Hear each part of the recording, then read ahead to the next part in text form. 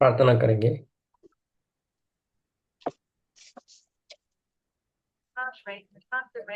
गुरुर्ब्रह्मा गुरुर्विष्णु गुरुर्देवो महेश्वरा गुरुर्साक्षात् परब्रह्म तस्मै श्री गुरवे नमः।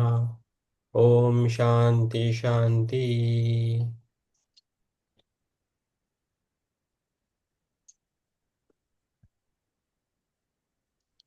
यस, माता सीता की अनकही कथा हमें बुक पढ़नी है। प्रकाश जी ज्वाइन हो जाइए मीटिंग को। फोन कर रहे हैं।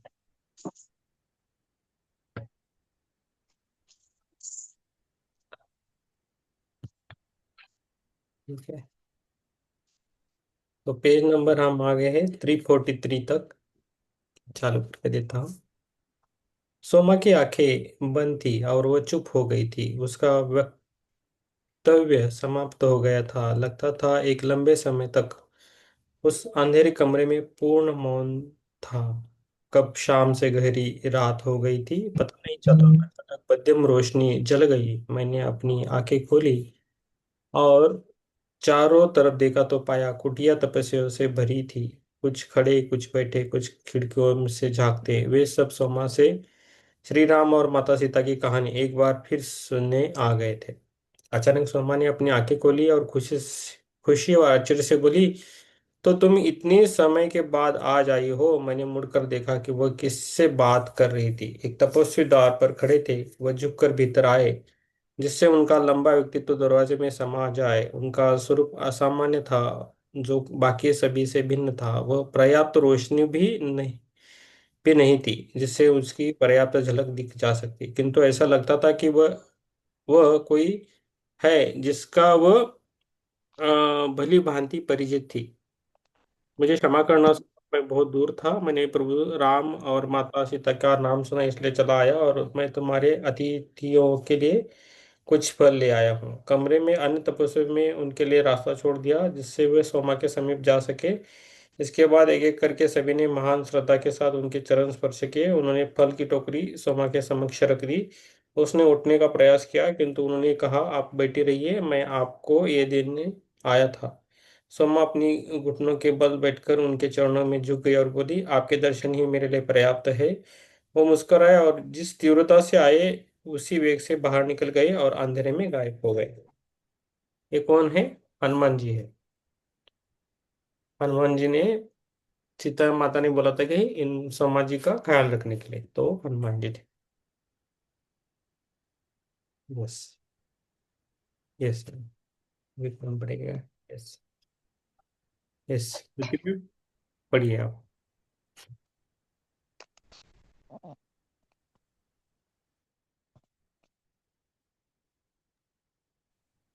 कौन सा पैराग्राफ है?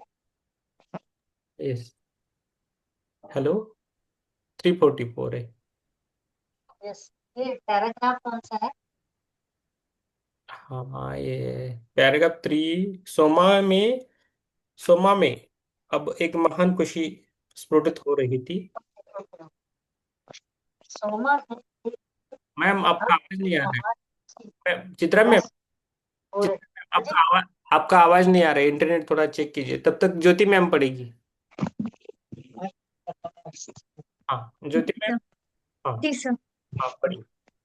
सोमा में अब एक महान खुशी प्रस्फुटित हो रही थी।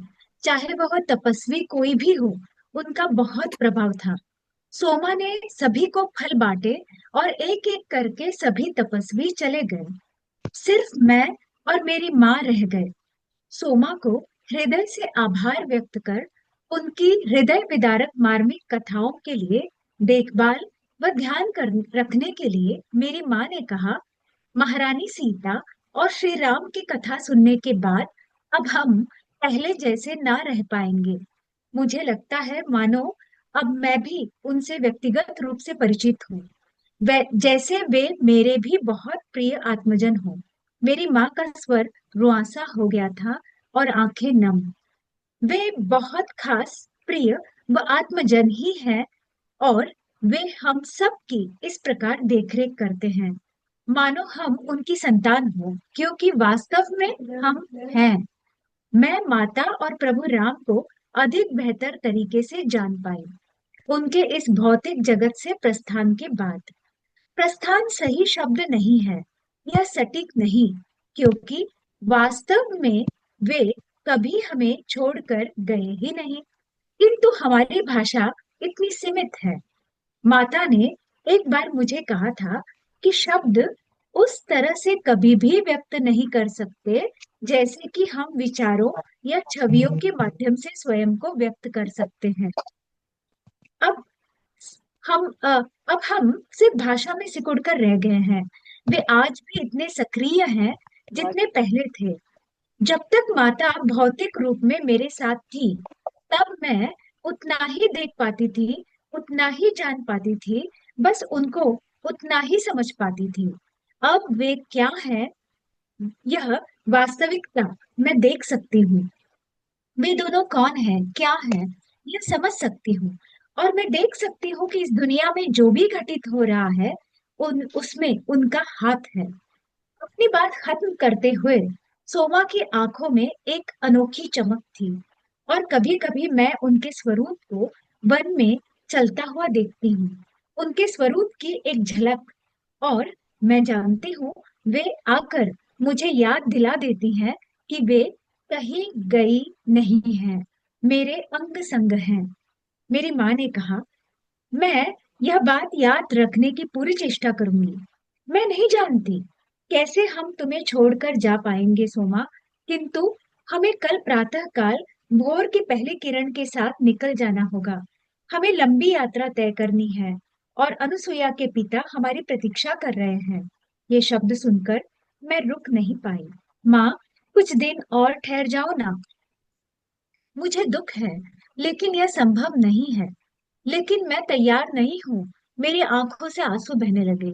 माँ ने मेरा हाथ पकड़ा और बोली, मैं भी यहाँ से जाने की उतनी ही अनिच्छुक हूँ जितनी तुम, किंतु हमें अपने जीवन में वापस लौटना ही पड़ेगा। हम यहाँ कई दिन ठहर चुके हैं, और तुम्हारे पिता अब आगे और ठहरने की हमें अनुमति कदापि नहीं देंगे। मैंने रोना आरंभ कर दिया। सोमा माँ की तरफ घूमी और बोली, आज रात आपकी पुत्री को यहीं मेरे पास रहने दीजिए। मैं आश्वासन देती हूँ, कल सुबह जब आप इसे लिवाने आएंगी, वह जाने के लिए आपको तैयार मिलेगी। आश्रम के एक छात्र ने आकर माँ को हमारी कुटिया तक छोड़ने में सहयोग दिया, और वे मुझे सोमा की कुटिया में छोड़कर उसके साथ चली गई। जैसे ही माँ गई, सोमा ने उठकर मेरे लिए गर्म पेय तैयार किया। यह वही पेय है जो मैं माता के लिए रात्रि में सोने से पहले बनाया करती थी। यह तुम्हें तरावट देगा, प्रिय। सोमा, मैंने विनती करते हुए आग्रह किया, कृपया मेरी माँ को समझाने में मेरी मदद करो कि मैं यहाँ तुम्हारे साथ रह सकूं। मैं तुम्हारी सेवा करने के अतिरिक्त और कुछ नहीं चाहती। तुम्हारे साथ रहना चाहती हूँ। मैं जाना नहीं चाहती। मैं नहीं रह सकती। मेरी छाती दर्द से फटी जा रही थी। लगता था मेरी प्रार्थना सुन वह हिल गई थी। किंतु तुम्हें जाना होगा मेरी बच्ची, उसने कोमलता से कहा। मैं अपनी जिंदगी के अंतिम पड़ाव पर हूँ, और तुम्हारी जिंदगी की यह शुरुआत है। तुम्हें भूतकाल को भूल जाना चाहिए और आगे भविष्य की ओर ध्यान देना चाहिए। अपने चेहरे को अपने हाथों से ढककर मैं रोने लगी। लेकिन मैं भविष्य नहीं देख पा रही, और मैं भूत को नहीं जानती। मैं सिर्फ यह जानती हूँ कि मैं अपने भीतर बहुत शांति महसूस करती हूँ जब तुम्हारे साथ होती हूँ। मेरे हाथ को अपने हाथ में ले उसने मेरी आंखों में झांकते हुए कहा, यह शांति माता का वरदान है, उनकी उपस्थिति का भान है। मैंने तुम्हें समर्थ बना दिया है कि तुम उन्हें फिर महसूस कर सकोगी। इसीलिए तुम यहाँ आई हो। उस भाव को अपने भीतर बना कर रखो। वे तुम्हारे जीवन का मार्गदर्शन करेंगी। मेरे आंसू रुक गए। आपका क्या तात्पर्य है? सोमा ने कोई उत्तर नहीं दिया। वह मुझे रसोई घर के क्षेत्र में ले गई, जहां उसने आग जलाकर आयुर्वेदिक पेय बनाना शुरू किया। अंदर जाने के बाद उसने मेरे हाथों में पेय पकड़ाया और फिर बोलना आरंभ किया, इसे पी लो और फिर तुम सो जाना।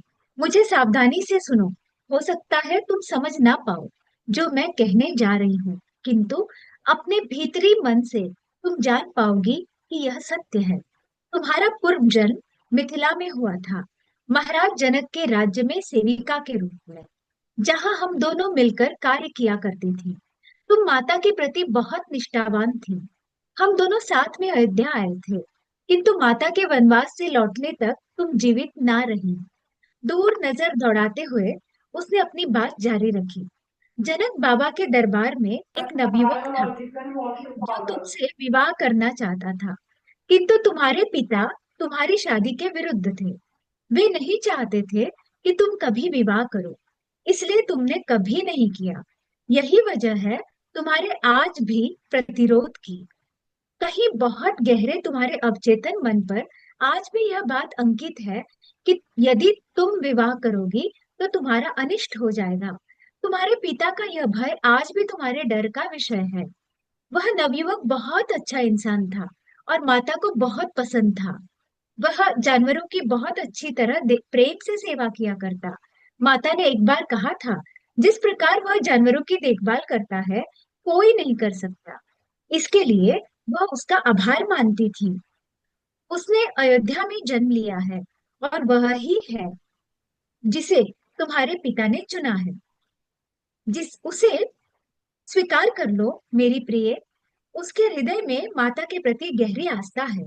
यह माता की ही तैयार की गई रूपरेखा है।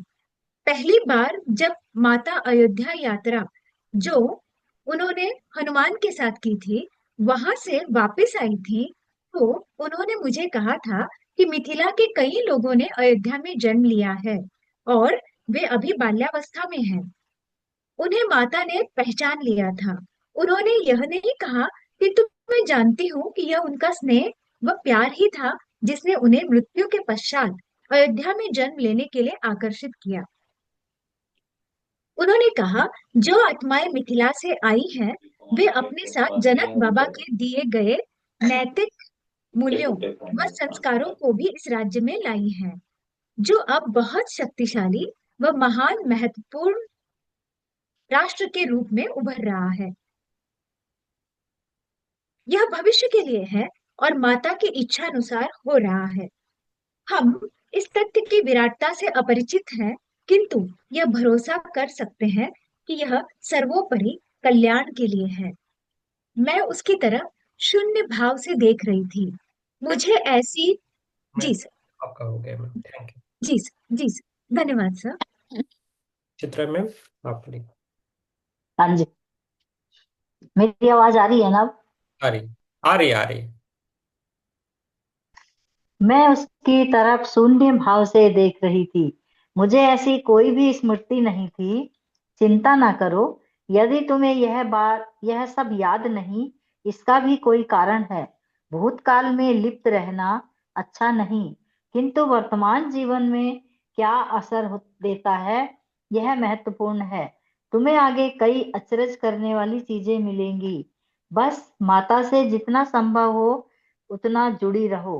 तुम्हारे लौटने से पूर्व मैं तुम्हें एक और कहानी सुनाती हूँ, जो मुझे हनुमान ने सुनाई थी, और यह भविष्य की गाथा है। यह भविष्य जिसे तुम और अन्य कई गढ़ने में सहायक होंगे। जब हनुमान ने श्री राम को नदी के तट पर बैठा पाया, जहां सीता अपने दिव्य रूप में उनके साथ बैठी थी और किसी को दृष्टिगोचर नहीं थी, अयोध्या के अनेकों निवासी वहां जमा हो गए थे, क्योंकि वहां यह बात फैल चुकी थी कि श्री राम गहरी ध्यान अवस्था में हैं। प्रभु राम देह त्याग से पहले हनुमान के आगमन की प्रतीक्षा कर रहे थे। अपने भौतिक स्वरूप को त्यागने से पूर्व प्रभु राम ने हनुमान से कुछ आखिरी शब्द कहे थे, जो हनुमान को ऐसे प्रतीत हो रहे थे कि मानो वे श्री राम व माता सीता की मिश्रित वाणी था, जो किसी अदृश्य जगत से आ रही थी। वे थे वह प्रेम जो इस अलौकिक ब्रह्मांड में व्याप्त है, अब पृथ्वी और इसमें विचरने सभी जीव जंतु मात्र में व्याप्त हैं, किंतु इस प्रेम को जगाने की क्षमता व शक्ति केवल मनुष्य के पास है। आप बस प्रेम की वास्तविक अभिव्यक्ति हैं हनुमान, और हनुमान, और आपको सभी में इस क्षमता को जगाने का प्रयास करना है। हनुमान, उनका आखिरी संदेश जो उन्होंने हमारे लिए दिया, वह प्रेम के लिए हमें हमारी ही क्षमता जागृत करने की प्रेरणा देता है। सोमा ने यह कहते हुए अपने नेत्र मूंद लिए। मैं महसूस कर सकती थी कि वह जागरूकता की दूसरी अवस्था में प्रवेश कर गई हैं। कुछ मिनटों पश्चात उसने अपनी आंखें खोली और कहा, वह प्रेम केवल हमारे मन की परिकल्पना नहीं, किंतु वास्तविक होना चाहिए। दूसरों को निस्वार्थ प्रेम करना ही सच्चा प्यार है। पिछले कई दिनों से जिस निश्चल प्रेम की मैं बात कर रही हूँ, अपने पति से वैसा ही प्रेम करना, माता और सीताराम जैसा। राम ने महान प्रेम तुम्हारे जीवन का भी आदर्श बने। तुम दोनों का दाम्पत्य जीवन भी वैसे ही चमके। अब तुम्हें विश्राम करना चाहिए, ज्यादा समय नहीं, अब तुम्हारी माँ तुम्हें लेने आ जाएंगी। अब अयोध्या वापस लौटने का विचार पीड़ादायक नहीं था। सोमा के शब्दों में कुछ जादू सा था जिसने मुझे बहुत सांत्वना दी थी। मुझे महसूस हुआ कि मेरा शरीर भारी था, इसलिए मैं बिस्तर पर लेट गई और गहरी नींद में सो गई।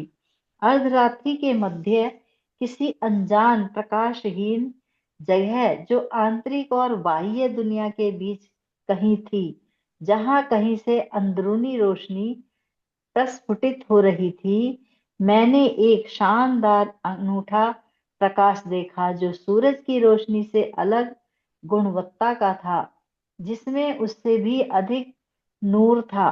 तभी विचार आया कि वह वही प्रकाश है जिसका जिक्र सोमा ने किया था, श्री राम और सीता के भौतिक शरीर के विलय होने के वक्त। लेकिन यहाँ विघटन के बजाय एक गठन था।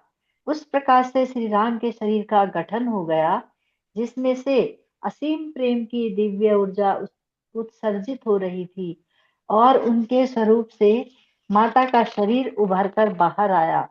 उन्होंने प्रकाश से बाहर कदम रखा और मुझे बहुत प्यार से देखा। उन्होंने ये शब्द बोले, जो बीत गया उसे भूल जाओ, एक नया जीवन तुम्हारी प्रतीक्षा कर रहा है। क्या आप उस दुनिया को बचाने में हमारी सहायता करेंगे बनाने जिसका जन्म होना अभी बाकी है? बनाने की मैं दुनिया को बनाने में हमारी सहायता करेंगे, हाँ, जिसका इस दुनिया को बनाने में हमारी सहायता करेंगे जिसका जन्म होना अभी बाकी है। मैं करूंगी माता, मैं करूंगी, मैंने उत्तर दिया। उनकी उपस्थिति के आनंद को महसूस करते हुए वे मुस्कुराईं, और फिर उनका दिव्य स्वरूप अंतर्ध्यान हो गया। यहाँ तक कि प्रकाश भी गायब हो गया। मेरी आंखें खुल गईं और मुझे बाहरी दुनिया का आभास हो गया। सोमा मेरे बगल में बैठी थी, चुपचाप मेरी ओर गौर से देखते हुए। कुछ समय के लिए हम दोनों में से कोई कुछ नहीं बोला। मैंने जो कुछ भी देखा और सुना उसके बारे में कुछ नहीं कहा, ना ही उसने कुछ पूछा, किंतु मुझे संदेह है कि वह यह सब जानती थी। फिर उसने शांत स्वर से कहा, कभी ना सोचना कि यह चली गई हैं। वे अब भी ठीक यहीं रहती हैं, हर क्षण दुनिया को उस अलौकिक प्रेम के प्रति जागरूक करने में मदद करती हैं जिसे उन्होंने मूर्त रूप दिया था। अब वे पहले से भी ज्यादा सक्रिय हैं, उनकी शारीरिक सीमाएं दूर हो गई हैं। मैं बस सोमा को निहार रही थी, कुछ ही बोलने की स्थिति में नहीं थी। मैंने उनके दर्शन किए, इससे बढ़कर और कुछ भी चमत्कारी नहीं हो सकता। सोमा ने आगे कहा, तुम्हारी माँ शीघ्र आती होंगी, मैं तुम्हारे लिए कुछ भोजन की व्यवस्था करती हूँ। मैंने सिर हिलाया, बिस्तर से बिना हिले। मेरा मन अभी भी उसी दृश्य में डूबा था जो मेरे सपने में आया था। कुछ समय पश्चात मैं उठी, सोमा ने मुझे स्नान घर दिखाया। फिर तैयार होने के बाद उसने मुझे प्रातःकालीन जलपान परोसा। निवृत्त होने के पश्चात वह बोली, तुम्हें जो चाहिए था वह कल रात तुम्हें मिल चुका है। क्या अब तुम वापस जाने के लिए तैयार हो? उसने पूछा। हाँ सोमा, मैं तैयार हूँ। वह मुस्कुराई और आशीर्वाद देते हुए अपना हाथ मेरे सिर पर रख दिया। मैंने उसे प्रणाम किया। इतने मार्मिक अनुभव होने के पश्चात मैं कृतज्ञ भाव से इतना भर गई थी कि धन्यवाद करने के लिए मेरे पास शब्द नहीं थे। Yes, thank you ma'am. आपको कुछ बोलना है तो? बहुत अच्छा ये हम्म। प्रसंग था। हम्म। और ये सारा कुछ ध्यान से हो रहा था, ध्यान के संबंधित हो रहा था। हम्म। जैसे हम लोग ध्यान की गहराई में पहुंचते हैं और कुछ कुछ अनुभव करते हैं, कुछ देखते हैं, कोई प्रकाश दिखता है किसी को। ये हम्म। उसी की चर्चा है। हम्म। राम और सीता जी तो जा चुके थे, लेकिन जब सोमा ने उस कन्या को, मतलब लड़की को ध्यान करना सिखाया, तो उसके ध्यान में उसने देखा कि सीता माँ और रामचंद्र जी आए हैं प्रकाश के रूप में हम्म। और उससे बात करके गए हैं। हम्म। और जो जनक जी सीता के ध्यान में सीता से बात कर रहे थे, वो भी उसके ध्यान में आए थे साक्षात सशरीर। हम्म। जनक जी तो तब थे ही नहीं, हम्म। और वो अपनी सीता से बात करके गए हैं। ये सब कुछ ध्यान में चल रहा है। हम्म। और जब हनुमान जी ने सीता जी को दिखाया था ना अयोध्या का हम्म। पूरा सीन, वो हम्म। भी ध्यान के माध्यम से ही सिखाया था। यस, सही बोला। तो इसमें सब ध्यान का ही है। हम सब ध्यान करें तो सब कुछ जान सकते हैं यस। और सारा ज्ञान भी प्राप्त कर सकते हैं। यस। लेकिन हमें गहराई से ध्यान करना पड़ेगा, टाइम देना पड़ेगा। हम्म। और कठिन कुछ भी नहीं है, हम कर सकते यस, हैं और करना चाहिए। Thank you ma'am. अभी कौन पढ़ना है? हिरल थैंक रेडी है क्या? काम है, काम पे है? पढ़ सकते हैं हिरल जी? नहीं नहीं सर, बोलिए आप। पैराग्राफ मेरे पास पेज है 348, हाँ। यही से है ना, मैं करूंगी। नहीं, सोमा। बराबर है। सोमा का प्रस्ताव। हाँ। सोमा।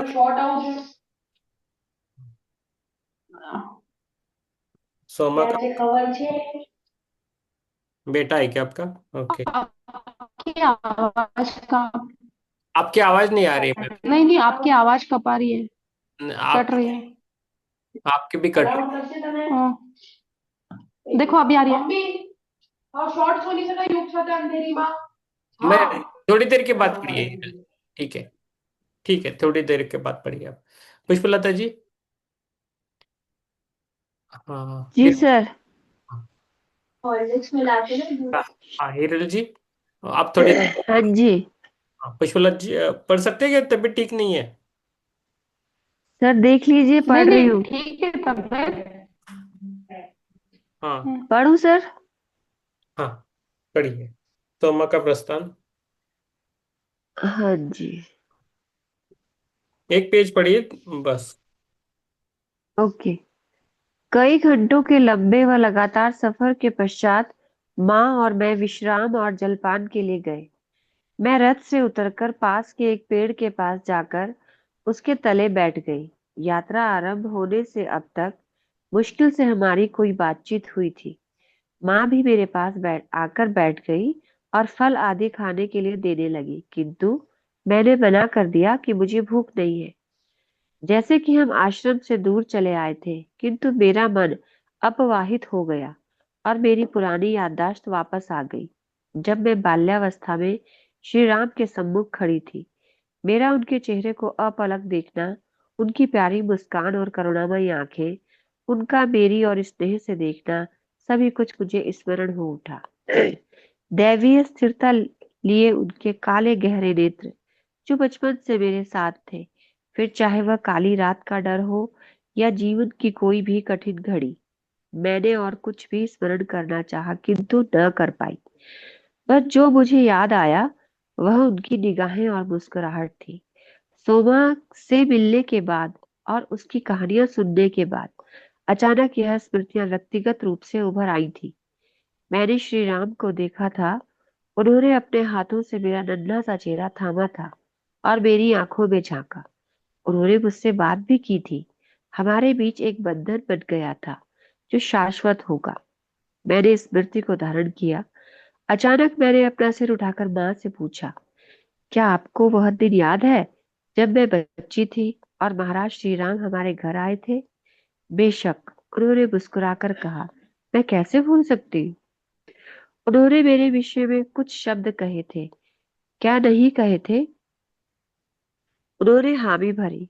मुझे उनका चेहरा स्मरण है, उनकी मुस्कुराहट, उनकी अद्वितीय आंखें, किंतु मुझे उनके शब्द याद नहीं। उन्होंने क्या कहा था माँ? मैंने मासूमियत से पूछा। हो गया मैम, थैंक यू मैम। आप thank you sir. Yes Hiral ji, आप पढ़िए। आपकी आवाज नहीं आए तो आप कैमरा बंद कर सकते हो, पढ़ सकते हो, ठीक है। हाँ, हिरल जी। हाँ। हाँ, आत्मनंदन सभी को। आत्मनिर्भर। हाँ। हाँ, पेज नंबर 351 है। उन्होंने नजर घुमा हाँ। ली। हाँ हाँ। सर, मिल गया। हाँ। उन्होंने नजरें घुमा ली। फिर मैंने पूछा, लेकिन फिर भी उन्होंने उत्तर नहीं दिया। माँ, आप चुप क्यों हो? मेरी ओर घूमकर उन्होंने मेरी आंखों में देखते हुए कहा, अच्छा होगा अनुसुईया यदि तुम अपना प्रश्न अपने पिता से पूछो। लेकिन क्यों? वे शांत ही रही। क्या मुझे यह जानने का अधिकार नहीं कि हमारे महाराजा ने मेरे विषय में क्या कहा था? मैंने प्रश्नात्मक स्वर में पूछा। उनकी खामोशी का अर्थ मैं समझ नहीं पा रही थी। कुछ समय बाद फिर कई बार पूछने पर उन्होंने धीमी आवाज में कहा, तुम्हें जानने का हक है और मैं तुम्हें सब कुछ बताऊंगी। अपना चेहरा दूसरी ओर घुमा और अपनी आंखें बंद कर उन्होंने बोलना आरंभ किया, और जैसे उस दिन की यादों को तरोताजा कर रही हो। मैं द्वार पर खड़ी थी, जबकि महाराज प्रशासन संबंधित किसी विषय पर तुम्हारे पिताजी से विचार विमर्श कर रहे थे। यह पहली बार था जब वे हमारे घर आए थे, और हमारे लिए बड़े सौभाग्य की बात थी। यह उनका व्यक्तिगत मत व तरीका था, अपने लोगों से उनके घरों में जाकर मिलना और उनके विचार व्यक्तिगत रूप से जानना। किंतु महाराज की आयु बढ़ रही थी और इस प्रकार निरीक्षण की पहली प्रक्रिया पहले से कम हो गई थी। मैं महाराज से मिलने के लिए बहुत उत्सुक थी। उनके समीप जाकर मिलने की इच्छा रोक नहीं पा रही थी, जिनसे हम सब बहुत प्रेम आदर करते हैं। इसलिए मैं द्वार पर खड़े होकर उनकी प्रतीक्षा कर रही थी, इसी आशा के साथ मैं तुम्हारे पिता इससे नाराज नहीं हो गए। तुम भी बहुत उत्साह पकड़े अपने आधे चेहरे को मेरे पल्लू से छुपाए हुए तुम भी मेरे साथ खड़ी थी। तभी उनकी नजर अचानक तुम पर पड़ी और बहुत मीठे स्वर में उन्होंने तुम्हें सामने आने को कहा। मेरा हृदय यह सोचकर कि उनसे बात कर सकती हूँ जोरों से धड़क रहा था। तुम्हारे पिता ने उन्हें हमारा परिचय दिया। तुम्हारे पिता ने उन्हें बताया कि तुम हमारी सबसे छोटी संतान हो और अकेली लड़की हो। उन्होंने तुम्हें समीप लाने को कहा। शर्माते हुए तुम धीमे धीमे उनके सामने आकर खड़ी हुई।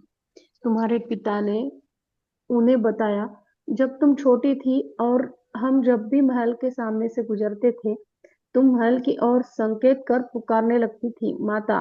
एक बार तो तुम उनका हाथ छुड़ाकर महल के अंदर भाग गई थी, यह कहते हुए कि तुम्हें माता से मिलना है। जब तुम्हारे पिता ने तुम्हें पकड़कर आगे जाने से रोका तो तुम बहुत रोई थी। महाराजा राम मुस्कुराए, फिर तुम्हारा चेहरा अपने हाथों में भरकर बहुत स्नेह से तुम्हारी आंखों में झांकते हुए उन्होंने धीमे से स्वयं से कहा, यह सीता के साथ मिथिला में आई हुई सेविकाओं में से एक है। यह हमारे वनवास से वापस आने के पहले ही स्वर्ग सिधार गई थी। कुछ क्षण मौन रहने के पश्चात वे कोमलता से बोले, यह सीता से बहुत प्रेम करती थी। तुम्हारे पिता की ओर घूमकर बोले, आपको इस कन्या गुरुकुल में भेज देना चाहिए, जिसकी नई स्थापना हुई है। सीता भी यही चाहती। फिर तुम्हारी तरफ घूम कर उन्होंने कहा, मैं तुम्हें अपना आशीर्वाद देता हूँ बच्ची। अपना हाथ तुम्हारे सिर पर रख उन्होंने अपने नेत्र मूंदे और कहा, सदा कोई न कोई तुम्हारे लिए होगा, जो तुम्हारे आने वाले भविष्य में तुम्हें पिछली यादें दिलाकर बताएगा कि तुम कहाँ से आई हो, तुम्हारे आने वाले भविष्य के बारे में भी। यह सब हुआ था उस दिन। आपने यह सब कुछ मुझे पहले क्यों नहीं बताया? मैंने भाव विभोर होकर पूछा। यदि मैं पहले सब जानती तो सुमा कितने सारे सवालों के जवाब मिल सकते थे। तुम्हारे पिता नहीं चाहते थे कि तुम जानो कि यह पूर्व जन्मों में से तुम एक नौकरानी थी। वह नहीं चाहते थे कि तुम स्वयं को किसी भी तरह से हीन समझो और स्वयं के बारे में ऐसा सोचो, क्योंकि उन्होंने देखा था कि तुम्हारी रुचि उन सभी कामों में थी। क्या अपने महाराज और महारानी की सेवा में कोई उत्कृष्ट कोई और काम हो सकता है? मैंने आश्चर्यचकित होकर पूछा, यह जानकर कि हमारी महारानी कभी मेरी माता थी जैसे कि सुमा की थी। मुझे जो खुशी मिली है वो दुनिया की किसी चीज से नहीं मिल सकती। यदि मैं पहले जानती तो सोमा ने अपने पूर्व जन्म के बारे में कितना कुछ जान पाती, कितने प्रश्न पूछ पाती। मेरी आवाज धीरे धीरे कमजोर होकर दब गई। मुझे याद आ गया कि कुछ भी नहीं समझ पाती थी। मुझे अपने माता पिता की सेवा करना अच्छा लगता था। मैं दृश्य रहकर स्वयं को छुपा कर बहुत खुश होती। घर के छोटे छोटे कार्य करना मुझे प्रसन्नता देता। मेरी माँ ने सिर हिलाया। मुझे खेद है जो मैंने अभी कहा, लेकिन तुम्हारे पिता ऐसा ही सोचते हैं। हम सोमा से मिलने फिर चलेंगे, मैं तुम्हें वचन देती हूँ। माँ ने मेरा हाथ थामा और कहा, हमारे बीच हुए वार्तालाप की चर्चा अपने पिता से ना करना। मैंने हामी भरी। मेरा दिमाग जोर से घूम रहा था। अब मैं सोमा के कहे आखिरी शब्दों का अर्थ समझ पा रही थी। उसने मुझे बहुत कुछ बताया, किंतु अब जो कुछ भी उसने बताया वह स्वयं श्री राम द्वारा भी अनुमोदित हो चुका था। मुझे पूर्व काल की कोई स्मृति भी नहीं थी। नहीं मेरे पिता और महाराज के बीच कुछ बातचीत के विषय में मुझे कुछ याद है। मुझे याद है तो केवल उनके दिव्य लोचन, वे आकर्षक निगाहें जो कभी मेरा साथ नहीं छोड़ेगी। मैं अपने पिता को कभी क्षमा नहीं कर पाऊंगी, मुझे महाराज राम के आशीर्वाद से वंचित रखने के लिए और मेरे पूर्व जन्म की जानकारी मुझसे छुपाने के लिए। फिर भी अपनी माँ की बात का सम्मान करते हुए इस विषय पर मैं कभी उनसे कोई बात नहीं करूंगी। इस कारण हमारे बीच कुछ दूरियां बन गई। वे प्रसन्न थे कि मैंने विवाह के लिए अपनी स्वीकृति दे दी है, बिना इस एहसास के कि मैं उनसे बात नहीं कर रही। मेरा मन कहीं दूर था और बार बार अपने मन में सोमा द्वारा सुनी कहानियों को दोहरा रही थी, इस आशा से कहीं मैं उनका एक अक्षर भी भूल ना जाऊं। मैंने अपने घरेलू कर्तव्य में स्वयं को व्यस्त रखा, किंतु उनमें मैं मात्र शारीरिक रूप से व्यस्त थी, जबकि मानसिक रूप से मैं पूर्णतः अनुपस्थित रहती। एक दिन पिताजी ने मुझसे कहा कि मैं जल्द ही अपने भावी पति से मिलने वाली हूँ। मैंने गर्दन हिलाकर अपनी स्वीकृति तो दे दी है, किंतु मैं इसके बारे में कुछ नहीं सोच रही थी। कुछ दिनों पश्चात अपने सभी कार्यों से निवृत्त होकर मैं नदी के पास अपने प्रिय स्थान पर टहलने निकली। घर में कार्य करने वाली एक सेविका भी मेरे साथ थी। मैंने वहां बैठकर बहते हुए पानी को देखा। एक बार फिर सोमा द्वारा सुनाई गई कई कहानियों में मैं खो गई। तभी तो मुझे किसी उपस्थिति का भान हुआ तभी मुझे किसी की उपस्थिति का भान हुआ। जब घूमकर देखा तो एक नवयुवक जो मुझसे दूर नहीं, पास ही खड़ा था और मेरी ओर देख रहा था। जब उसने देखा मैंने उसे देख लिया, तब उसने स्वयं का परिचय दिया। उसने झिझकते हुए कहा, मैं अजित हूँ और मेरा ख्याल है कि आप अनुसया है। मैं आया था आपसे मिलने, लेकिन मुझे बताया गया कि आप यहाँ नदी के पास है। मैंने सिर हिलाया और दूसरी तरफ देखने लगी। मेरा दिल जोरों से धड़क रहा था। आज से पहले मैंने ऐसी स्थिति का सामना कभी नहीं किया था, जब किसी अनजान युवक के साथ, जो मेरा रिश्तेदार नहीं था, बात कर रही थी। यह वही युवक है जिससे विवाह करना मेरी नियति थी। क्या मैं भी यहाँ बैठ सकता हूँ? उसने पूछा। मैंने हामी भरी, लेकिन अभी भी अपना चेहरा उसकी ओर घुमाने की मेरी हिम्मत नहीं थी।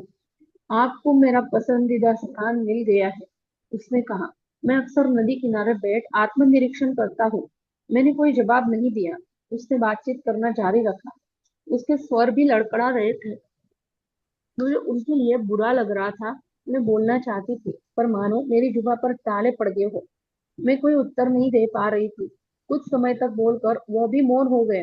मैंने उनकी तरफ मुड़ने का साहस जुटाया। उनकी नजरें नदी की तरफ थी, तो बिना उनके देखे मैं उन्हें देख पाई। वह एक सुंदर और आकर्षक नवयुवक थे।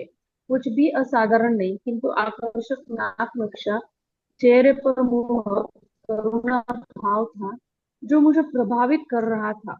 दोपहर का सूरज ढल रहा था, लेकिन हम कुछ पेड़ों की छाया से धूप से सुरक्षित थे। अचानक मैंने देखा कि वह एक जानवर को लगातार देख रहा था जो नदी तट पर संघर्ष करता हुआ प्रतीत होता था। वह जानवर आहत मालूम पड़ता है। मुझे उसे संभालने जाना होगा, वह बुदबुदाया। मैंने उसे उस जानवर की और तीव्रता से जाते हुए देखा जो घायल होने की वजह से भाग नहीं सकता था। वह वापिस आया और उसने उसे अपने गोदी में बिठाकर उसके पैर सहलाने लगा। लगता है किसी बड़े पक्षी ने इसके पैर पर हमला कर दिया था, पर यह ठीक हो जाएगा, उसने बहुत आत्मीयता से कहा। फिर अपने गले से गलबंद उतार कर उस जानवर के पैरों पर रख दिया और अपनी आंखें बंद कर मन ही मन कुछ फुसफुसाने लगा। माता का प्रेम तुम्हें ठीक कर देगा। अपनी आंखें खोलते ही वो मुस्कुराया। जब देखा वो जानवर ऐंठते हुए स्वयं को छुड़ाने का प्रयास करने लगा, वो छोड़ते हुए बोला, अब यहाँ तुम अपनी राह पर जा सकते हो। उसने देखा वो जानवर लंगड़ाते हुए चला गया। मैं उसके गले में बंधे उस आभूषण को देख पा रही थी जिसे उसने सिर धारण कर लिया था। यह जो गलबंद आपने पहना है, यह आप कहाँ से लाए हैं? बहुत शर्माते हुए पहली बार मैंने बोलने की हिम्मत की। यह मुझे मेरी दादी ने उनकी मृत्यु से पूर्व दिया था। मेरी पूर्ण आस्था है कि इसमें विशेष हीलिंग की शक्तियां छिपी है। आपकी दादी को यह कहाँ से मिला? मैंने कौतूहलवश पूछा। इसके पीछे एक लंबी कहानी है, मैं अवश्य ही सुनना चाहूंगी। ठीक है, हो सकता है कि तुम्हें इस पर विश्वास न हो, किंतु यह मेरी दादी को स्वयं महारानी ने दिया था जब वे वनवास से लौटी थी। उन्होंने बताया था कि उनकी माँ उन्हें मिथिला से विदा होते समय दिया था। यह सुन मेरा मुंह खुला के खुला रह गया। यह माता सीता का गलबन था। तुम भी उन्हें माता कहकर पुकारती हो? मंद मुस्कुराते हुए उसने पूछा। मेरी दादी ने भी उन्हें यही कहकर बुलाती थी। वह उनसे अत्यधिक प्रेम करती थी। मैं नहीं जानती कि क्यों मैं महारानी सीता को माता कहकर वहां उस क्षण संबोधित किया था। इससे पहले ही मैंने ऐसे कभी नहीं कहा था, पर यह शब्द यकायक मेरे मुंह से निकल गया। मैंने उस क्षण के बाद से उन्हें सदा माता कहकर ही उनके विषय में बात की। जैसे मैंने कहा, एक लंबी कहानी है। देखो, जब राजा राम और राजकुमारी सीता पहली बार विवाह उपरांत रथ पर अयोध्या भ्रमण के लिए निकले, सारा नगर उनके दर्शन के लिए घरों से बाहर आ गया। मेरी दादी भी उस भीड़ का हिस्सा थी, लेकिन जो उन्होंने देखा और औरों से अलग था। उन्होंने रानी को नहीं, एक महान देवी को देखा जिसमें से विलक्षण प्रकाश उत्सर्जित हो रहा था। उन्होंने राजकुमारी सीता के वास्तविक स्वरूप को देखा। इसलिए कुछ महीनों पश्चात जब उन्हें उन्हें वनवास जाना पड़ा, दादी को पूर्वाभास हो गया था कि इसके पीछे कोई महान उद्देश्य छिपा है। उनकी सोच अन्य लोगों से अलग थी। वे अक्सर मुझे कहा करती, अगर राजा राम और महारानी सीता अपने कार्य की पूर्ति के लिए वन गमन आवश्यक नहीं समझते तो उनका वन निष्कासन कभी नहीं होता। उन्हें वे सब खतर, इसीलिए उनकी सुरक्षा के लिए उन्होंने ब्रह्म मुहूर्त में नदी पर जाना आरंभ कर दिया और उनके लिए मंत्रोच्चारण और प्रार्थनाएं करने लगी। विशेषकर राजकुमारी सीता की सुरक्षा व भलाई और उनके उद्देश्य की सफलता के लिए। उनके बीच में ही टोकते हुए मैं आश्चर्य और खुशी से चिल्ला उठी, क्या वो आपकी दादी थी? मैं अब सोमा द्वारा सुनाई गणित कहानियां की कड़ियों को जोड़कर याद कर रही थी कि जो उसने हमें बताया था। उन्होंने हामी भरी। क्या तुम उनके बारे में जानती हो? उन्होंने आश्चर्य से पूछा। मैंने उत्सुकता से हामी भरी और कहा, आगे सुनाइए ना। पूरे 14 वर्षों के वनवास के दौरान उन्होंने एक दिन भी अपनी प्रार्थना व साधना बंद नहीं की। बारिश, बिजली, बीमारी, कोई भी तकलीफ या असुविधा उन्हें रोक नहीं सकी। मैं अक्सर अचंभित हो उठता हूँ कि किस चीज ने उन्हें इतना प्रोत्साहित और ऊर्जावान रखा। एक लाचार व गरीब स्त्री थी जिसे दुनियादारी की एक अधिक समझ नहीं थी, लेकिन वह विचारों से शुद्ध और अच्छाइयों के भाव से ओतप्रोत एक पवित्र आत्मा थी। वह किसी जरूरतमंद को कभी खाली नहीं लौटाती थी, सदा दूसरों के परोपकार में तत्पर रहती, स्वयं की जरूरतों को नजरअंदाज कर देती। दादाजी का देहांत विवाह के कुछ समय के बाद ही हो गया था और उन्होंने अकेले ही अपने इकलौती संतान यानी मेरे पिता का लालन पालन किया था। सभी संघर्षों के बावजूद उन्होंने प्रतिदिन प्रातःकाल नदी पर जाकर प्रार्थना करना बंद नहीं किया। धीरे धीरे अन्य महिलाओं ने भी उनके साथ जाना शुरू कर दिया। आखिर में अयोध्या की अनेक स्त्रियों ने जाना आरंभ कर दिया। इतना कहकर वो शांत हो गया। मैं अब उनसे बात करने में हिचकिचा नहीं रही थी और उनकी आंखों में तैरते भावों के दरियों को पढ़ पा रही थी और मेरा हृदय उनकी ओर आकर्षित हो रहा था। आज अपनी दादी से बहुत प्रेम करते हैं ना? आप अपनी दादी से बहुत प्रेम करते थे, है ना? उन्होंने हामी भरी, कांपते स्वर में बोले। उनका मुझ पर विशेष प्रभाव था। बेशक उनका देहांत जल्दी हो गया था जबकि मैं छोटा था, लेकिन उनकी स्मृतियां आज भी मेरे साथ है। मैं उन्हें उनके कर्मों से जानता हूँ, शब्दों से नहीं। वैसे भी वह बहुत मितभाषी थी, किंतु उनका मेरे जीवन के लिए उच्च आदर्श था। क्या आप मुझे बता सकते हैं कि यह गलबंद उन्हें कैसे मिला? वनवास से आने के पश्चात मेरी दादी बहुत बीमार हो गई थी। मेरे पिता उनके लिए औषधि लाने गए हुए थे, तभी अकस्मात राजकुमारी सीता ने अपने रथ पर वहां से गुजर रही थी। जो उन्होंने मेरे पिता को देखा तो झट रथ से उतर उन्हें नदी किनारे ले गई, जहाँ उपयुक्त वनस्पतियां मिल सकती थी। फिर उन्होंने दादी को कहा कि ठीक होने पर मुझसे मिलना। स्वस्थ होने पर दादी कई बार रानी से मिलने महल गई, किंतु सुरक्षा कर्मचारियों ने उन्हें लौटा दिया। एक दिन राजकुमारी सीता वेश बदलकर अपनी सेविका के साथ मेरी दादी से मिलने आई। तभी उन्होंने दादी से कहा कि वे जानती थी कि किस प्रकार उनकी प्रार्थनाओं ने सुरक्षा कवच की तरह उनकी मदद की थी जब वे लंका में बंदी थी। फिर फिर उपहार स्वरूप उन्होंने अपने गले को आभूषण उतार कर दादी को पहना दिया। वह उनका सबसे कीमती जेवर था, लेकिन उन्होंने कहा कि अपनी कृतज्ञता प्रकट करने के लिए और दादी की सेवा श्रद्धा के लिए इससे सुंदर और कुछ नहीं। तुम समझ सकती हो दादी के लिए इसका क्या महत्व होगा, जो कभी किसी पद प्रतिष्ठा या सम्मान की अभिलाषी नहीं थी। फिर उन्होंने कहा, हम अपनी प्रार्थना के महान प्रभाव को नहीं समझते। हम जितना सोचते उससे कहीं अधिक इस पवित्र प्रार्थनाओं का असर होता है। यह बात दादी कई बार मुझे समझाती थी। तो तुम्हारी दादी थी। मैं अविश्वास से बुदबुदाई। उन्होंने गर्दन हिलाई। मेरी माँ का बचपन में ही देहांत हो गया था, इसलिए दादी ने ही मेरी परवरिश की थी। मेरे पिता लंबे अंतराल से संघर्ष कर रहे थे, लेकिन महारानी के आने के बाद से हमारे दिन बदल गए। उन्होंने हर काम में सफलता में उन्हें हर काम में सफलता मिलने लगी। वह धनाढ़ बन गए, लेकिन इस सबसे दादी का कोई सरोकार न था।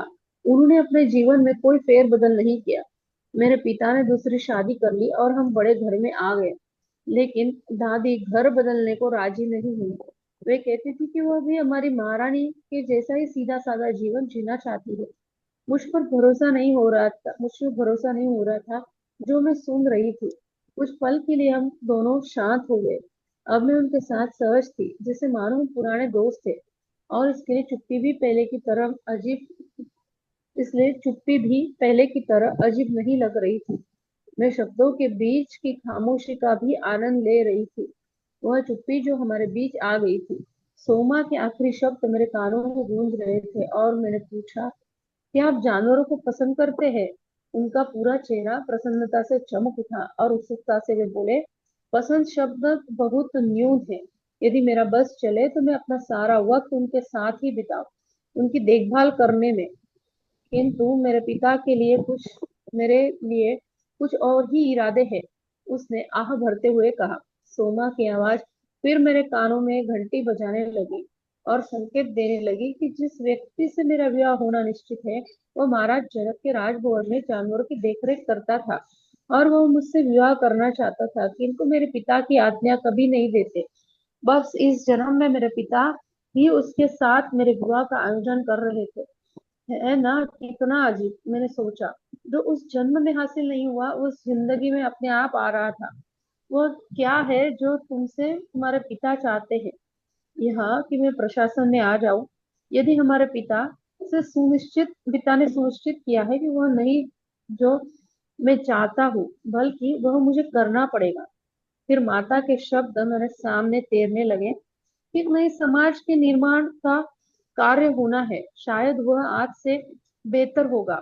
हमें एक अच्छे और सुसंगठित समाज की परिकल्पना करनी चाहिए, जिसके लिए हम तैयार हैं।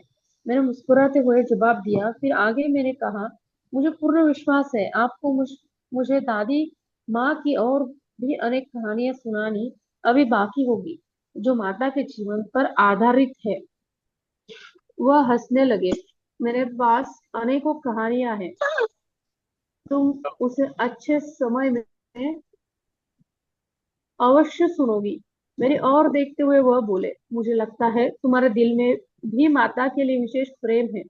मेरी दादी यह जानकर अत्यधिक प्रसन्न होगी, किंतु फिर तुम्हारे पास भी कई कहानियां होगी, बहुत सारी। मैंने जवाब दिया, और आप उन्हें अच्छे समय में सुनेंगे। हम दोनों हंस पड़े। सूरज तेजी से अस्त हो रहा था और हमारे वापस जाने का समय भी समीप आ रहा था, लेकिन मैं जाना नहीं चाहती थी। अब तक मैं उनके शब्दों के आकर्षण में बन चुकी थी। क्या जाने मैं पहले से एक कहानी और सुनाएंगे, मैंने धीरे से पूछा। उन्होंने मुस्कुराकर कहा, ठीक है, मैं तुम्हें वह कहानी सुनाता हूँ जो मेरे पिताजी ने सुनाई थी। एक बार उन्होंने कहा कि जैसा बताया जाता है और लोग कहते हैं, इसके विपरीत महारानी सीता ने वास्तव में कभी अयोध्या नहीं छोड़ी। यहाँ तक कि आश्रम में वापस जाने के बाद भी उनकी उपस्थिति यहाँ भी महसूस की जा रही थी और लोगों को यदा कदा उनकी झलक भी मिलती रहती थी। राजकुमार लवकुश के जन्म के कई वर्ष पश्चात महाराजा राम के अनेक मंत्री, कुछ ऋषि युवा लड़कों के प्रशिक्षण के लिए स्थापित गए जा रहे नए गुरुकुल के बारे में बात करने के लिए एकत्रित हुए। सब बैठे हुए थे, लेकिन श्री राम के बगल में एक स्थान खाली रखा गया था। मेरे पिता भी उपस्थित थे। हालांकि वे उस समय बहुत छोटे थे, किंतु अपनी सफलता के कारण वह आर्थिक रूप से आश्रम की सहायता में सक्षम थे। श्री राम ने शांतिपूर्वक सबकी बात सुनी और फिर बोले, हर कोई उनके संदेश से हैरान था कि लड़कियों के लिए एक गुरुकुलम स्थापित करने की आवश्यकता थी। सबने एक एक करके अपने सिर हिलाकर असहमति जताई। इससे पहले शायद ही कभी उन्होंने महाराज की किसी भी बात पर आपत्ति जताई थी या उनके किसी भी काम का विरोध किया था, लेकिन इस मामले में वे दृढ़ थे। उनका कहना था कि यह समाज और भी असामंजस्य की स्थिति उत्पन्न करेगा, क्योंकि उनकी परंपरा के विरुद्ध था। अचानक श्री राम वार्तालाप के बीच रुक गए और सभी में से एक विषय पर कोई भी निर्णय लेने से पूर्व धैर्य पूर्वक प्रतीक्षा करने के लिए कहा। सब इंतजार करते रहे, लेकिन श्री राम को कोई जल्दी मालूम नहीं देती थी। पिताजी को लगा श्री राम किसी व्यक्ति के आने की उम्मीद कर रहे हैं, लेकिन उन्हें नहीं पता था कि वह कौन हो सकता है। सभी आवश्यक लोग उपस्थित थे। एक घंटा बीत गया और वहां बैठे लोग हलचल करने लगे, किंतु श्री राम ने उन्हें शांत किया और विनम्रता से धीरज रखने को कहा। अचानक उनके बीच अनेक ऋषि और महारानी सीता आ पहुंचे।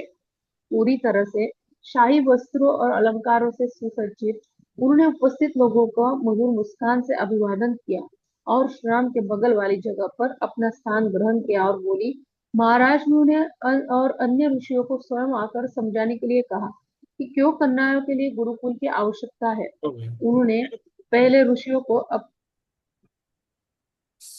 उन्होंने पहले ऋषियों को अपनी बात रखने का मौका दिया। ऋषि वशिष्ठ ने कहा कि यदि उनकी पत्नी ने पवित्र ग्रंथों का पाठन न किया होता, तो उन्हें देवताओं से कामधेनु का विशेष उपहार न मिला होता। तो जरूरत पड़ने पर सैकड़ों लोगों को भोजन देने में सक्षम थी। यदि उनकी पुत्रियां शिक्षित न होती, तो वे अपनी माता के लिए एक सुंदर दुनिया को उस रूप में न बना पाती। जब अपने पुत्रों की मृत्यु के शोक में निराश थी, फिर ऋषि अत्रि ने सबको बताया कि यदि उनकी पत्नी ने महान वेदों उपनिषदों का अध्ययन न किया होता, तो वह कभी भी एक आकाशीय दुनिया में प्रवेश नहीं कर सकती थी और मंदाकिनी नदी को देख नहीं सकती थी, जिसके बाद वे वो सुखग्रस्त में जिसके बाद में वह सूखाग्रस्त क्षेत्र में संपन्न करने के लिए धरती पर उतार लाई। फिर ऋषि अगस्त्य ने सहमति जताते हुए वर्णन किया कि यदि उनकी पत्नी को पवित्र पाठ में शिक्षित न किया गया होता तो वह दक्षिण में राज करने वाले राक्षसों, जिन्होंने वहां के हर आश्रम में आतंक मचा रखा था, कभी नहीं रोक पाती। अब श्री राम की बारी थी। उन्होंने यह कहा कि यदि उनकी पत्नी ने पवित्र ग्रंथों को नहीं पढ़ा होता तो में अपने पीड़ादायक लंका में अपने पीड़ादायक समय के दौरान रावण को यातनाओं को सहन नहीं कर पाती। मैम हो गया, थैंक यू मैम। मैम हो गया।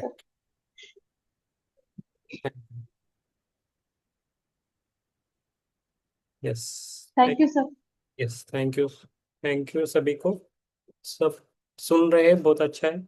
अभी जो नया बुक है वो पीडीएफ है, वो आगे पढ़ने के लिए आ जाए इसके होने के बाद। यस। तो ठीक है, ध्यान के लिए बैठे, आराम से बैठे, हमें ध्यान करना है। पानी पीना है तो पी सकते हैं। थोड़ा लाइट बंद करता हूँ। ठीक है, आराम से बैठना है। इसको पानी पीना है, पी सकते हैं।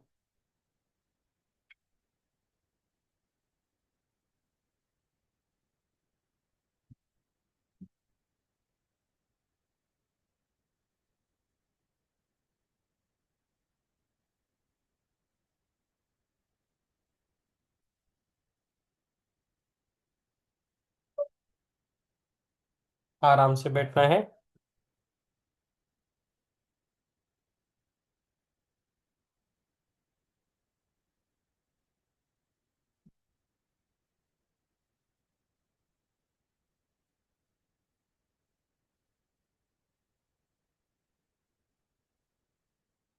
आराम से बैठना है।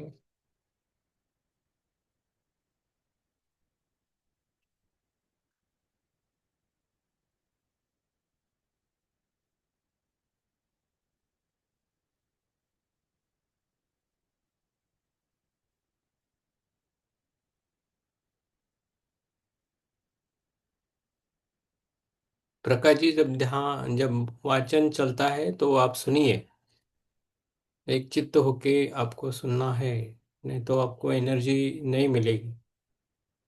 बाद में बोल के कुछ नहीं होता है। आप मैसेज भेज रहे हो, इसका कुछ मतलब नहीं है फिर।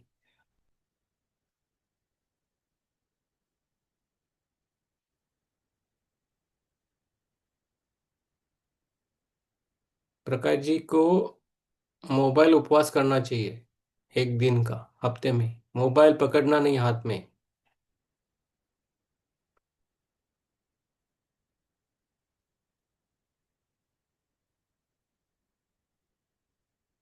यस, आराम से बैठना है।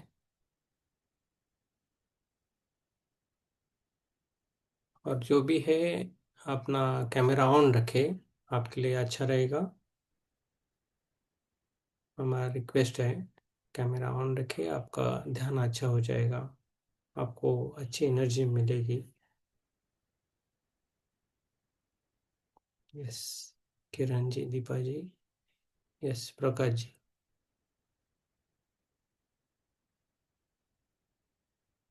हमने जो भी अभी पढ़ रहे हैं, सोमा सोमा और उनके वो अनुसया, उनके बारे में पढ़ रहे हैं। तो सब ध्यान और जन्म और कर्मास, ये सब देख रहे हैं, हम एक साथ चल रहे हैं। जो कर्मास है, बहुत जो है शनिदेव जैसे है। कर्मास जो न्याय प्रिय है, जिसका जो कर्म है उसके हिसाब से उसको फायदा मिलता है ना। तो जो आप सोचते हो वैसा ही हमें उसका फल मिलता है। तो हमें कैसे रहना है, कैसे विचार करना है, वो हमें देखना चाहिए। इस दुनिया में जो हम दूसरे के लिए सोचते हैं वही हमारे साथ होता है। ये सब जानते हैं फिर भी हम अलग करते हैं हमेशा हमारा कार्य। उससे हमें बाहर आना चाहिए। हम अपने पड़ोसी के लिए जो सोचते हैं वही हमारे साथ होता है। तो जो हम देते हैं वही हमें वापस मिलता है।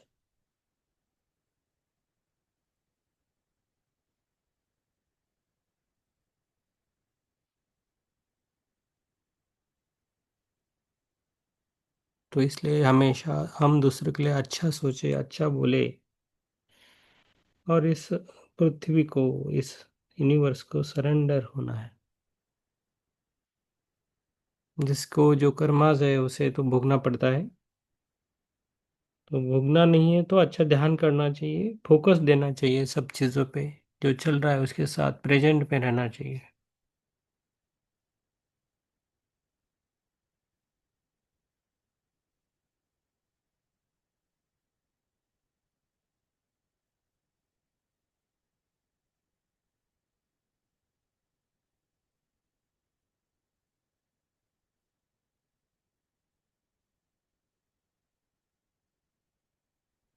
बाहर का जीवन सभी आभासी रहता है। हमारे अंदर ही हमारा सत्य छुपा है। तो उसे ढूंढना है हमें। को ढूंढ पाए तो बहुत अच्छा रहेगा, नहीं तो कुछ नहीं।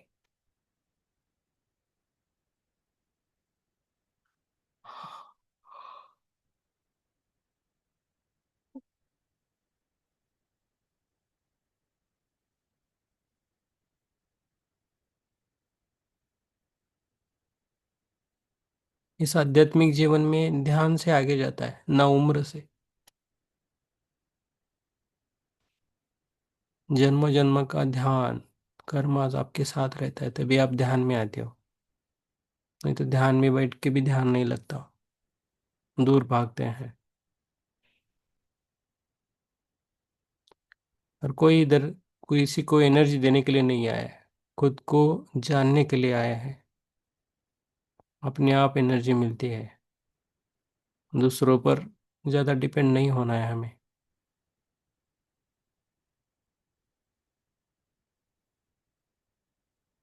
Enlighten our self.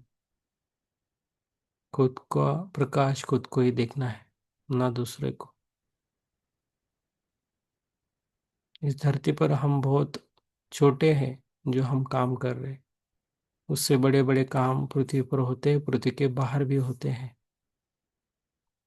पृथ्वी जैसा अगणित पृथ्वियां हैं, सब जगह जीवन रहता है। खुद का अहंकार को हमें छोड़ना है। हमें बहुत सारा ईगो रहता है इस संसार में। जैसा एज बढ़ता है तैसा ईगो बढ़ता है। गुस्सा आता है, राग आता है, क्रोध आता है। इससे हिसाब से हम जीते हैं। ईगो को संभालना नहीं आता है, क्रोध को तो भी संभालना नहीं आता है। हम सबको संभाल के रहना है, तभी हमारा जीवन आगे जाएगा। इस सभी यूनिवर्स को हमें सरेंडर होकर ध्यान में बैठना है। अपने सांसों को देखना है। जो भी हमारी प्रॉब्लम्स है, चुनौतियाँ है, सब कुछ इस यूनिवर्स पर छोड़ दो, वो देख लेगा।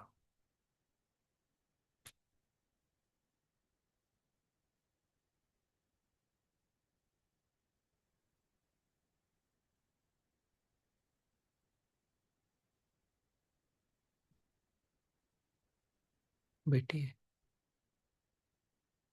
उसके घर के लोग उनको रखते नहीं है हम्म। और हम संभालते हैं। और ऊपर से वही सामने वाले को अपने हेल्प की, उसको रखा अपने घर में, खाना खिलाया, सब किया। और हम्म। उसका काम होने पर उसको अगर पैसे की जरूरत है, उसके पैसे का काम हो गया तो वो अपने ऊपर पलट जाता है क्या? कोई पलटता है, कोई पलटता नहीं है। उसका कर्म उसके साथ है। हमें उसमें बने पड़ना, हमारा काम हमें करना है बस। नहीं, तो मुझे ये पूछना है कि अगली बार अगर सामने वाला फिर से मेरे दरवाजे आए तो क्या मैं उसको घर में लूं या सेम बाहर व्यक्ति निकाल दूं? सेम व्यक्ति है तो घर में नहीं लेना है। सेम व्यक्ति है तो दूसरा है, दूसरा वाला है, अलग है कुछ, जरूरतमंद है, नहीं, ये पकड़ के मेरे साथ 4 बार हो गया। तो मत ले लो ना। मत ले लो, आपका फायदा उठाते हैं लोग।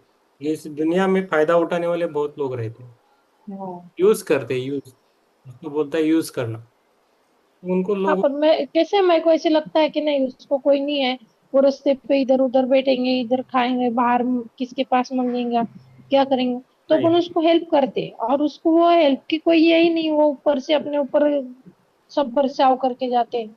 नहीं, अभी भी वही हुआ मेरे साथ। तो ऐसा हुआ है तो उनको, इसलिए मैं आज लेट आपके इसमें ज्वाइन हूँ। ठीक है, ऐसे लोगों से दूर रहना, थोड़ा बोलना है, और खुद को तकलीफ नहीं देना। नहीं भी बोले तो भी नहीं, मैं कुछ मतलब मेरे मन में ऐसे ये होता है कि वो सामने आए और मैं उसको मतलब मैं सामने वाले को झिटकार नहीं सकती। तो फिर करना है मैं फिर, बहुत खुश हूँ। तो आपको वो सही लगता है तो आप कीजिए, फिर वो उसके बारे में बोलना नहीं, जो भी अच्छा कर्मा है वो निकल जाता है फिर। हाँ।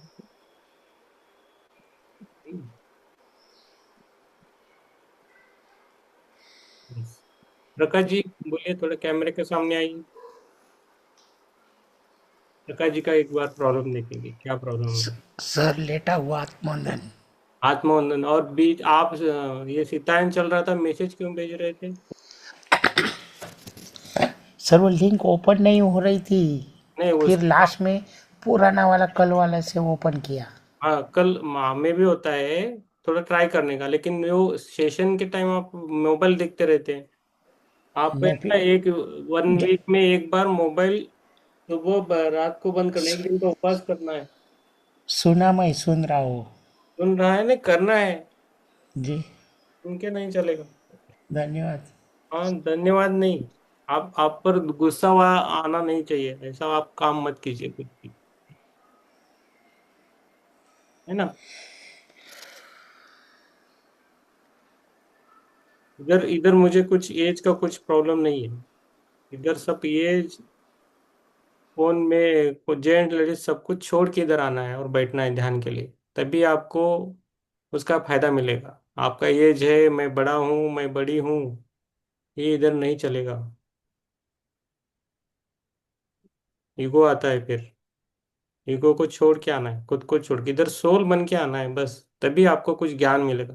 पहले से मुझे बहुत ज्ञान है ऐसा, आगे इधर आपको ज्ञान नहीं मिलेगा, इधर विजडम भी नहीं मिलेगा, ज्ञान के ऊपर विजडम है, वो नहीं मिलेगा आपको, सब कुछ छोड़ के आना पड़ता है, जीरो बन के आता पड़ता है। मैं जब बैठता हूँ तो जीरो बन के बैठता हूँ आपके सामने, मुझे कुछ आता है ऐसा नहीं बैठता हूँ कभी, जब आप पूछने लगते हैं तभी मैं बोलता हूँ, नहीं तो नहीं बोलता हूँ। जब आपको कुछ चाहिए तो खा अपना पहला हमेशा ग्लास एम्प्टी रख के आना है इधर सेशन में, तभी आपका सबका फायदा हो जाएगा, नहीं तो नहीं होगा। आप पहले से बहुत सारा आपको दिमाग में, मैं ये जानता हूँ, मैं ये जानते हो, सब कुछ आपको जानते हो, तो इधर आने का जरूरत ही नहीं मेरे है। को कुछ भी नहीं आता। हाँ, तो ये है, कभी कभी स्ट्रेट फॉरवर्ड बोलना हमें अच्छा रहता है सबके लिए, थोड़ा गुस्सा आएगा, गलत लगेगा, लेकिन आप हम सुधरना है इसमें से।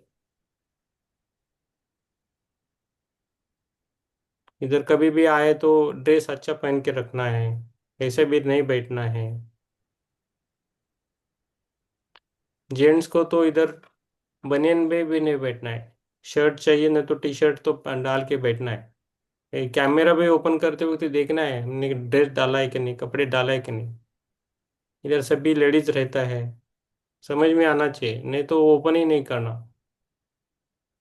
बदतमीजी मुझे अच्छा नहीं लगता इधर सेशन में, कोई भी। मंडी के जय जाने आईफोन मम्मी, आया हुआ। आपकी मम्मी ठीक है, मम्मी का कुछ नहीं, बाकी सभी बदतमीज अच्छा नहीं है, तो सेशन को मत ज्वाइन हो आप, कुछ मुझे फर्क नहीं पड़ेगा, मुझे एक भी रहेगा तो भी चलता है, नहीं रहेगा तो भी चलेगा, लेकिन सभी आप अच्छा रहो और करना है, अच्छा करेंगे ना, सब साथ अच्छा रहेंगे तो सबके लिए एनर्जी भी मिलेगी ना, सबको अच्छी। तो आप सोच लो, ऐसा नहीं, हम सभी बड़े हैं, थोड़ा समझ के करना है। चित्रा जी बहुत अच्छा करती है, कभी भी वो पढ़ने के लिए आते हैं तो ऐसा मन करता है कि मैं भी, मैं बंद करता हूँ और उनको देता हूँ पढ़ने के लिए, लेकिन कुछ रूल सेट किए रहते तो वो रूल से हम चलते हैं। कितना बुक्स पढ़ी है, कभी भी इनके ये नहीं रहता है। ऐसा जीवन चाहिए हमें। इधर मोबाइल ज्ञान अच्छा नहीं है। मोबाइल ज्ञान कुछ यूज नहीं होगा इधर। आपको पढ़ना है, समझना है और ध्यान करना है।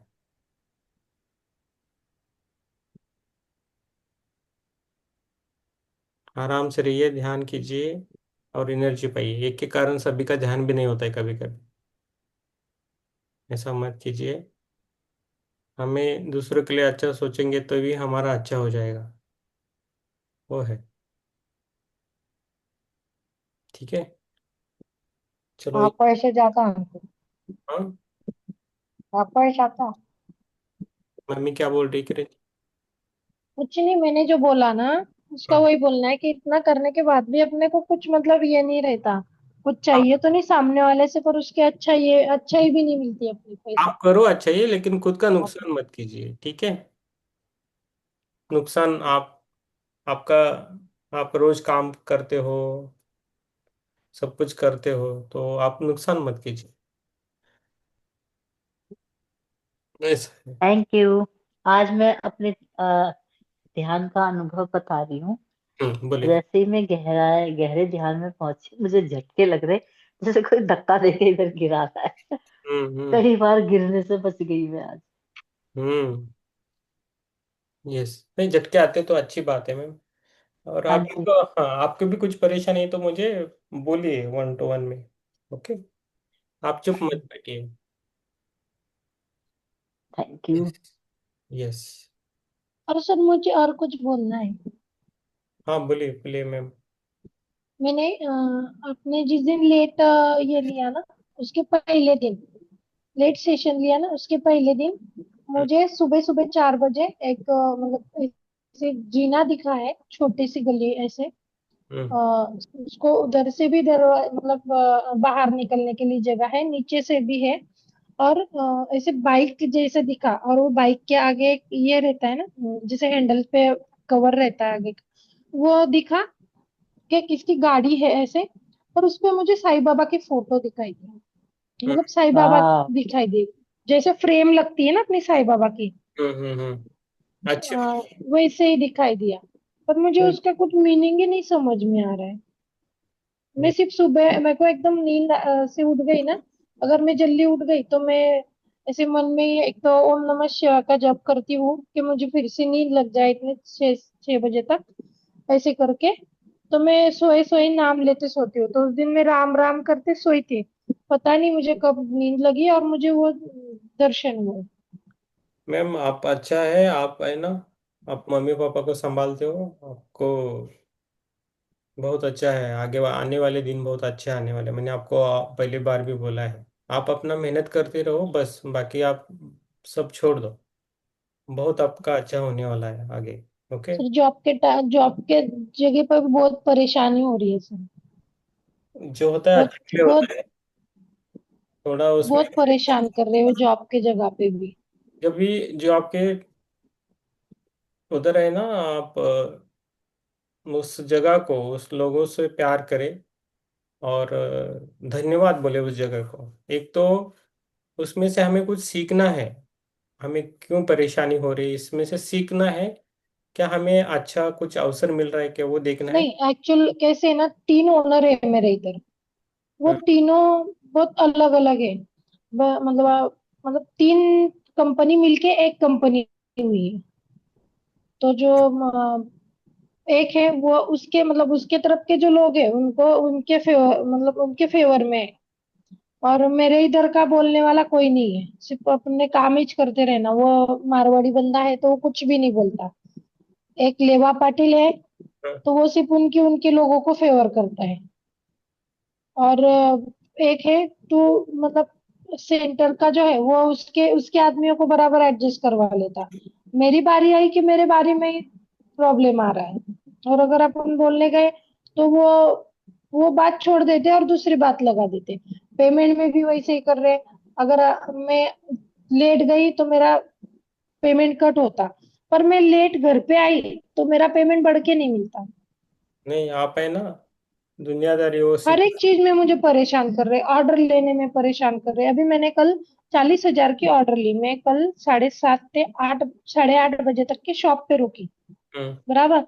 मैंने ऑर्डर ली, सामने वाला ऑर्डर नहीं दे रहा था, उसको रिक्वेस्ट करके ऑर्डर ली। ठीक है, रात में नहीं जाएगा, मैं समझ सकती हूँ, मैंने लेट ऑर्डर ली। तो वो दूसरे दिन मलकापुर जाएगी जलगांव से, तो अभी उसको रेंट लगा। तो अभी मेरी गलती है उसमें नहीं, आपकी तरफ से माल नहीं जाता, उसको दूसरे दिन उसको जरूरत है। अगर वो इतनी बड़ी ऑर्डर दे रहा है तो उसको चाहिए होगा दूसरे दिन किसको देने के लिए, इसलिए वो मंगा रहा है। तो उस पर से भी शॉप में बहुत आज बहुत दिमाग मारी हुई है। ठीक है तो अब। मैंने बोल दिया, सामने वाले को भी बोल दिया कि भाई मैं रात को तेरी ऑर्डर लूंगी नहीं, देना होगा तो जल्दी ऑर्डर दे, नहीं तो एक दिन बाद में तेरे को ऑर्डर मिलेगी, यस सही है। तेरे को जो करना है वो बात कर ले। तो बोले तुमने डायरेक्ट वो पार्टी से बात नहीं करनी थी। उनको ऐसे लगेगा कि हम हमारे बीच में कुछ जमता नहीं है, मतलब 3 ओनर अलग अलग है, तो कि हमारी एक ही नहीं है, ऐसे सामने वाले को लगता, फिर उन इंसल्टिंग होती। ठीक पर है मेरे साथ में इंसल्टिंग हो रही वो नहीं दिख रहा है। समझ में आया, समझ में आया। मैं आपको कभी कभी वन टू वन आपको बोल देता हूँ क्या करना है। ठीक है अभी आप आराम से काम कीजिए, और उधर थोड़ा टाइम मिले, जब भी टाइम मिले तो ध्यान कीजिए। और सबको थोड़ा माफी देना है, प्रेम करना है। जो भी आपके साथ अच्छे रहते हैं बुरे रहते, सब सभी के साथ आप व्यवहार अच्छा रखें। ठीक है डोंट नहीं, वरी। मेरा सबसे अच्छा है, पर वो होके मेरे इधर आ रहे सब, मैं कुछ भी नहीं कर रही हूँ, उनके साथ बात भी नहीं करने जाती। हालांकि मेरे को टाइम नहीं मिलता बात करने के लिए। ठीक मिल रहा है वो, आप समझ में नहीं, आपको समझ में नहीं आ रहा है। आप थोड़ा थोड़ा उस पर विचार कीजिए, क्या सीखना है उसमें से हमें। कुछ तो दिन में हमें सीख मिलती है, दिन में वो हमें सीखना है उससे, वो हम छोड़ रहे हैं। ठीक है और मैं अभी कल जाने वाली थी, जो मेन अभी ओनर है हम ना, किरण जी हम उनसे थोड़ा बात करनी लास्ट थी। लास्ट में बात करेंगे, बाकी सब रुके हैं। Okay okay, sorry. ओके पहले हाँ यस, यस ज्योति मैम, विवेक जी। बोलना रखी जा, बोलना रखी थी, मक्खी थी तुम। यस राम प्रसाद जी। आत्मनियम था। आत्मोंदन मैम बोलिए। ध्यान बहुत अच्छा और गहरा रहा सर। बीच में थोड़ा सा लैपटॉप अपने आप चार्जिंग नहीं था तो ऑफ हो गया था, इसलिए हम लोग डिस्कनेक्ट हो गए थे। No problem. क्षमा कीजिए सर। No problem. धन्यवाद। यस। मदर सर, हाँ यस आप। ध्यान बहुत ही अच्छा और गहरा रहा sir, thank you sir. Yes thank you thank you. Yes Chitra ma'am ने बोल दिया। यस राम प्रसाद जी बोलिए। आ- आत्मबंधन सर। हाँ आत्मोंदन। सर बढ़िया ध्यान रहा। हम्म। आज सुबह का 5 बजे का ध्यान बहुत सुंदर था सर, बिल्कुल सूर्य दिख रहा था। ओ वेरी गुड, वेरी गुड। 5 बजे का इधर आपने लिया? लेकिन मन की भावनाएं थी सर। हम्म। बोले सर कुछ। हाँ बोलिए बोलिए। आपको ध्यान में लाया सर, तब देखा है सूर्य। हाँ ओके वेरी गुड। आपको ध्यान में लाए तब हम्म। सूर्य दिखा है सर। या yes thank you. Ram Prasad जी है पूरे श्रद्धा से ध्यान कर रहे। ये ये अच्छे। हाँ हमें आप पता नहीं, लेकिन हमें याद करके कर रहे हैं तो बहुत अच्छा है। आप बहुत श्रद्धा से कर रहे हैं, यही हम बोलते हैं, वही श्रद्धा चाहिए ध्यान में करते हो तो अपने आप सब कुछ होता है। खुद पे श्रद्धा चाहिए, विश्वास चाहिए खुद पे, वो इम्पोर्टेंट है। और हम कम से कम वर्ड्स में हमें बोलना है, आना चाहिए। हमारा जो भी है साम बोलना आना चाहिए, थोड़ा सीखना है। उस पर विचार किया तो आता है बोलने के लिए, कम से कम शब्दों में बोलना आना चाहिए, ऐसा सबको आना चाहिए। Yes yes. पापा जी ठीक है ना, किरण जी ठीक है। नीता जी आपको कुछ बोलना है? नीता सिंह जी।